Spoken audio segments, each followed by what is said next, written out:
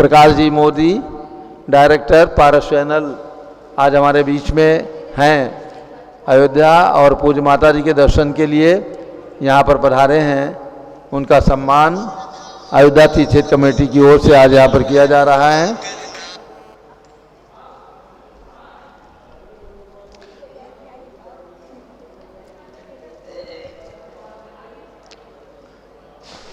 ला memento हम दे दें।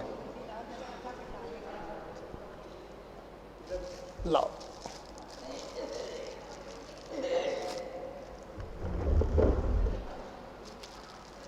मोदी जी इधर है।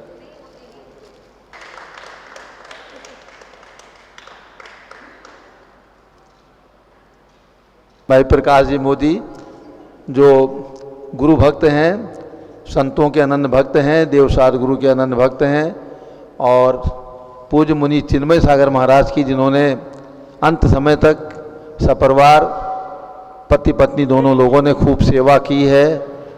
जब जब जंगल में रहे तब तब रह करके और उनके आहार विहार की सभी व्यवस्थाएं करने में मोदी जी का अमूल्य सहयोग रहा है। आज हमारे बीच में है। दो शब्द इस शुभ अवसर पर। देवाधिदेव 1008 श्री आदिनाथ भगवान की शाश्वत भूमि अयोध्या जी तीर्थ क्षेत्र की आज मुझे माता जी का सानिध्य पाकर इतने असीम सुख की प्राप्ति होती है कि मैं शब्दों में उसको बयान नहीं कर सकता। पूज्य माता जी का जो ज्ञान है वो एक अद्भुत ज्ञान है। कोई तो शास्त्रों को पढ़ करके ज्ञान को अर्जित करता है, लेकिन पूज्य माता जी का ज्ञान मैंने जब जब सानिध्य पाया, माता जी के बारे में सुना, माता जी के बारे में देखा, तो साक्षात विश्वास होता है कि पूर्व जन्म का उनका अध्ययन रहा होगा कि उन्हें आज पूरे शास्त्र, चाहे धवला, जय धवला, महाधवला, जो भी हमारे महान ग्रंथ हैं जिसके कारण आज जैन शासन टिका हुआ है, वो माता जी को एक एक शब्द, एक एक गाथाएं माता जी को अपने दिमाग में स्मृति पटल पर विराजमान है। आज पूरे विश्व में जैन जगत में अगर सबसे ज़्यादा उम्र के कोई साधु की अगर चर्चा होती है तो वो आज की तारीख में ज्ञानमती माता जी हैं, जिनके ज्ञान के माध्यम से माँ जिनवाणी के एक एक शब्द सारे संसार में गूंज रहे हैं। और कहते हैं ना कि अगर जिनवाणी सुरक्षित हो जाएगी तो धर्म सुरक्षित हो जाएगा। माता जी को इतना ज्ञान है, ऐसे ऐसे दृष्टांत आज माता जी के सानिध्य में उन्होंने अपनी आंखों से इस संसार की दशा को और चीजों में परिवर्तन हुआ है वह देखा है। चाहे वो 13 पंथ हो, चाहे वो 20 पंथ हो, चाहे सोनगढ़ हो, चाहे तारम परंपरा हो,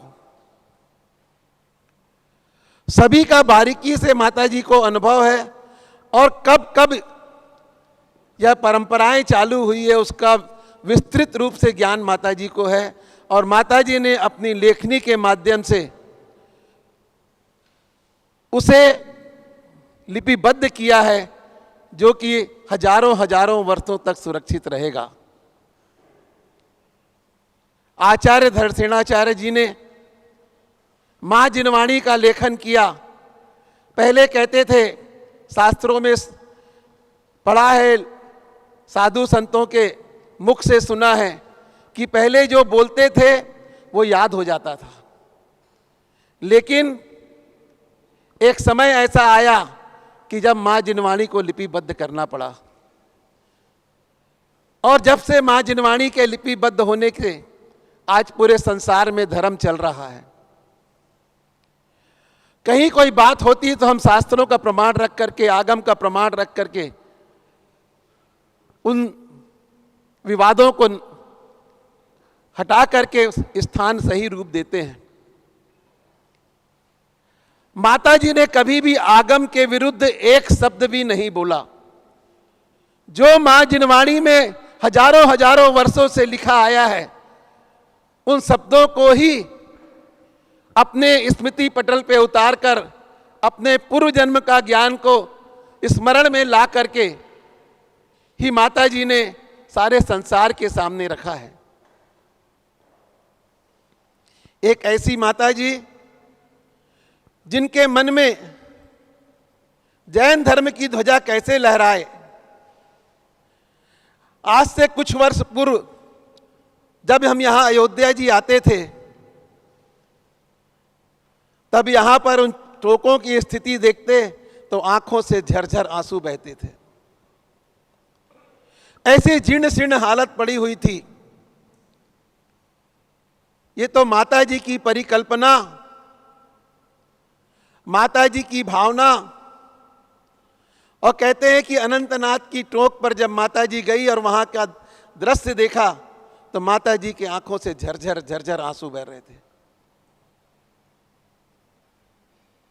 ये इस मुद्रा का प्रभाव कि माता जी ने, लोग तो सम्मेद शिखर बहुत जाते हैं, कभी कोई बात होती है तो हमेशा बात आती कि शाश्वत तीर्थ सम्मेद शिखर है। लेकिन नियम से 24 तीर्थंकर भगवानों का जन्म अयोध्या में होता है और 24 तीर्थंकरों का निर्वाण सम्मेद शिखर से होता है। यह सृष्टि रहे ना रहे, कुछ भी हो जाए, लेकिन यह शाश्वत है, यह कभी मिटने वाला नहीं है। लेकिन हुंडा सरपणी काल के कारण 5 तीर्थंकरों भगवंतों का जन्म यहां हुआ और 20 तीर्थंकर वहां से मोक्ष पधारे, बाकी 4 तीर्थंकर अनेक स्थानों से मोक्ष पधारे हैं। तो हमें जितना महत्व सम्मेद शिखर को देना चाहिए, उतना महत्व इस शाश्वत तीर्थ अयोध्या को देना चाहिए। और पूरी जैन जगत को ऋणी होना चाहिए पूज्य माता जी का कि जिन्होंने आज इस शाश्वत तीर्थ की ध्वजा पूरे विश्व में लहराई और एक एक जैन समाज के दिल में, हृदय में इस शाश्वत तीर्थ अयोध्या को जगाया है। ये भावना आज पारस चैनल के माध्यम से लाखों लोग जुड़े हैं, माता जी के इस दृश्य को सुन रहे हैं। सभी इस बात को रिकॉर्ड कर लें। अगर जैन कुल में जन्म लिया है तो आप सम्मेद शिखर जरूर जाएं, भगवान का निर्वाण जरूर देखें। अगर जन्म नहीं देखेंगे तो निर्वाण कहां से होगा। इसलिए समस्त जैन जगत से मैं अपील करूंगा, इन 5 तीर्थंकरों की जन्मभूमि और अनादि काल से 24 तीर्थंकरों की जन्मभूमि को प्रणाम करने अयोध्या जरूर आए।